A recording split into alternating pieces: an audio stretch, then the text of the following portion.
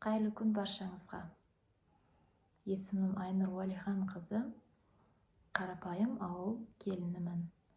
Бүгін сіздермен қыс ауасында жиі болып тұратын грипп, ангина, тұмау, жөтел, осылардан қалай оңай құтылуға болатын әдістермен бөлісемін. Үнемі осыларды пайдаланып, өте жақсы нәтижесін көріп жүрміз. Отбасымызбен осылай жасаймыз. Көріп, егер сіздерге пайдасы тисе, қуанышты боламын. Енді айта кетсек, тұмау әртүрлі болып басталады. Мәселен, мұрын арқылы жұғады да, адам түшкіріп, мұрны бітеліп, 2-3 күннен кейін осылай ештеңе қолданбай жүре берсек, тамағымызға өтіп, тамағымыз аши бастайды, одан кейін өкпемізге өтіп кетеді. Одан кейін жөтел пайда болады. Бұл бірінші түрі. Одан кейін екінші түрі ангина арқылы шығады. Яғни мұздай су ішіп қойғанда ангинамыз ісіп, емделмей жүрсек, 1-2 күннен кейін ол ыстығымызды шығарып, ары қарай жөтелге тағын ұласады. Тағы бір түрі бар, бірдестен адамның дене қызуын шығарып, бүткіл денені қақсатып, бір күнде адам жатып қалады. Ол жаңағы ауыз арқылы вирустың бірден өкпеге түскенінен. Осындай түрлерін өзім байқадым. Енді бұндай жағдайда не істеуге болады? Ең бірінші адамның денесі қақсап, қайсы түрінде де ыстығы шығып жатса, міндетті түрде ыстығын түсіріп алу керек. Ол үшін анальгин және димедролды пайдаланып, бір көбіктен алып, екеуін қосып, 2 граммдық шприцтен жанбастан салу керек. Сонда ол ыстығын түсіреді. Егер ыстығын түсірмей күтіп жүре берсек, ол адам аппетиті қашады. Екінші қатты қиналып қалады. Сол үшін сразу бірдестен ыстығын түсіріп, жаңағы анальгин димедролды салып болған соң, кәдімгі камфора майын алып, камфорный масло дейміз ғой, соны алып, бүткіл денесіне жағамыз. Адамның денесінің қақсағанның бәрін қойдырады бұл. Және де өзінің емдік қасиеті бар. Болған үшін тері арқылы кіріп, бүткіл суықтағанды емдейді. Қосымша бұл да терлетеді. Жаңағы уколды салып, камфорамен денесін сылап болған соң, тұмау басталған кезде де, мұрын арқылы болған кезде, мәселен, мынандай үйде өзім үнемі дайындап қойған гвоздика шөбі бар. Бұны тамақтарға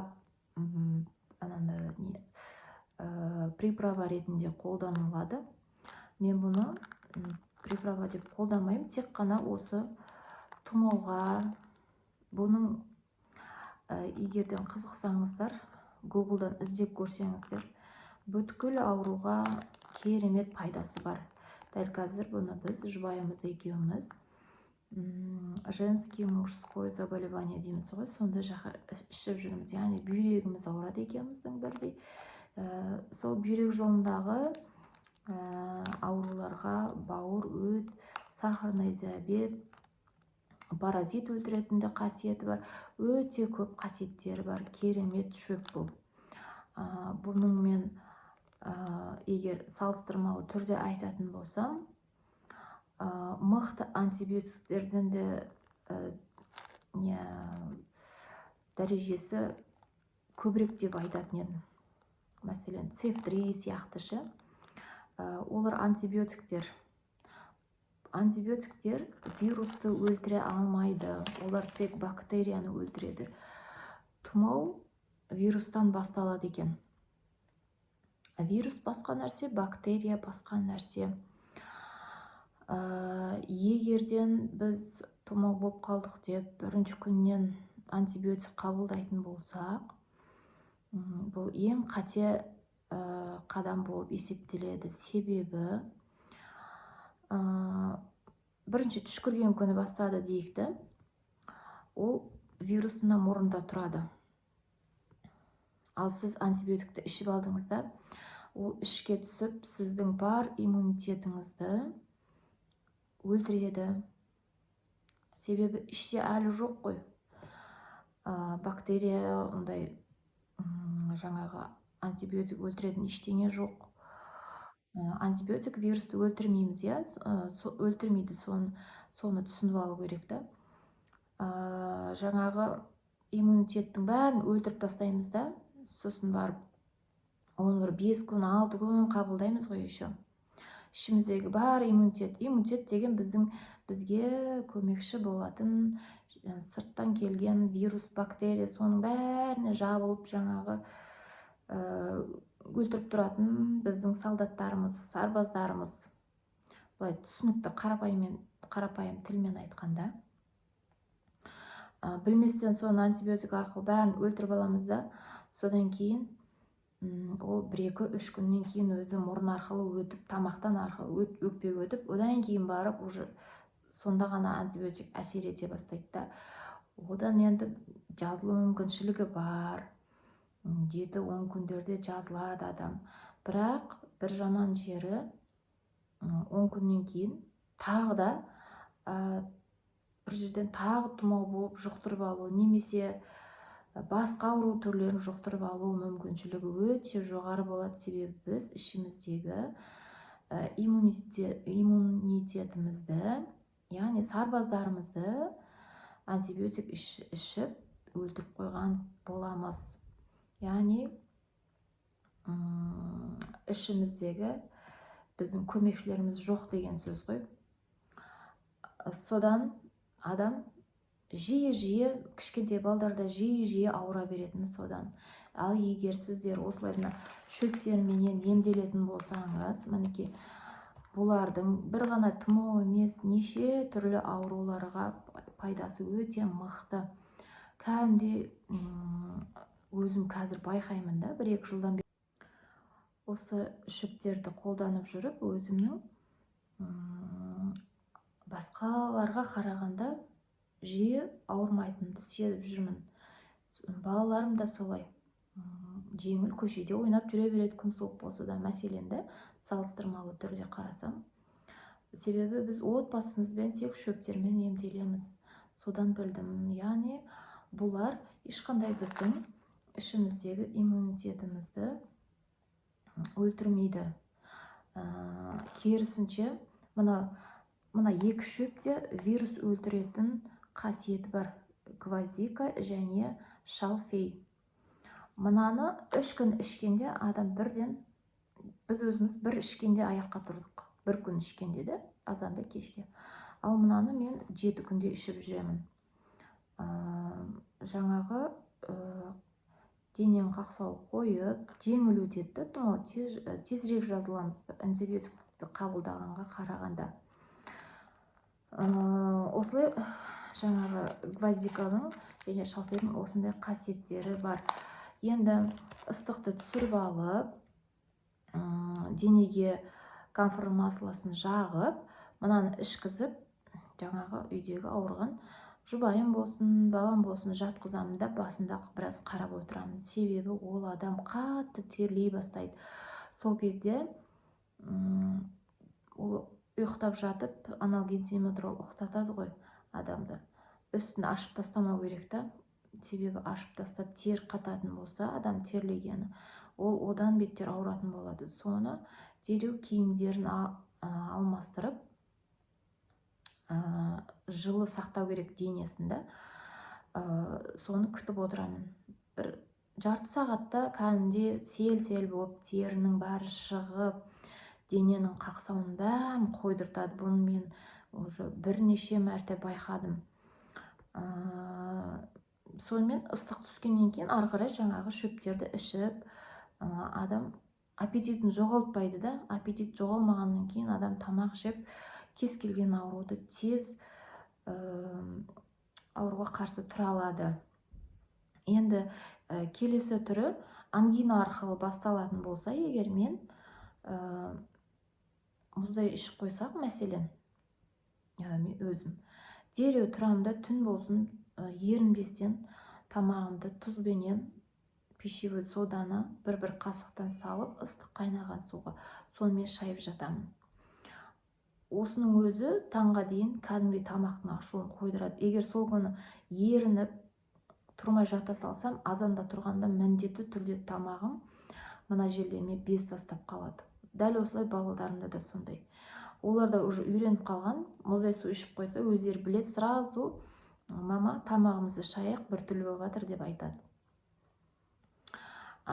Сол ангина болған жағдайда міндетті түрде тамақты бірінші мынау не шалфейді, не гвоздиканы демдеп бір пилайын ішіп алып, одан кейін артынша жаңағы тамақты шайып жату керек. Ыстығы бар болатын болса, жаңағыдай ыстықты міндетті түрде түсіріп алу керек. Өзі қояды деп парацетамол ішкенмен ол қоя қоймайды. Себебі өзім бірнеше рет көрдім. Ақыр жағында кішкентай балдарға свеча қолданатын жағдайды болды, ол да көмектеспей қояды. Бірақ бұның бәрі өте зиян заттар екен, әзір жақсы түсінемін. Енді кейінгі түрі жаңағы бірдестен жүріп бір күні бүткіл денем қақсап ыстығым шыға бастады. 2-3 күннен кейін барып қана жаңағы мына жерімде өкпе жағым дем алғанда бір өзгеше болып шиқылдап, дауыс шығып, сондай болып, бұл не тағын деп жүрдім. Тұмау болмасам, басқа болмасам, бұл қандай не болды екен десем, 2-3 күннен кейін барып мұрнымнан түшкіре бастап, тамақтарым мына жері ісе бастады. Сонда байқадым, значит, тамақ арқылы өкпеме бірден өткен вирус. Ол кезде де дереу жаңағы гвоздиканы ішіп алдым.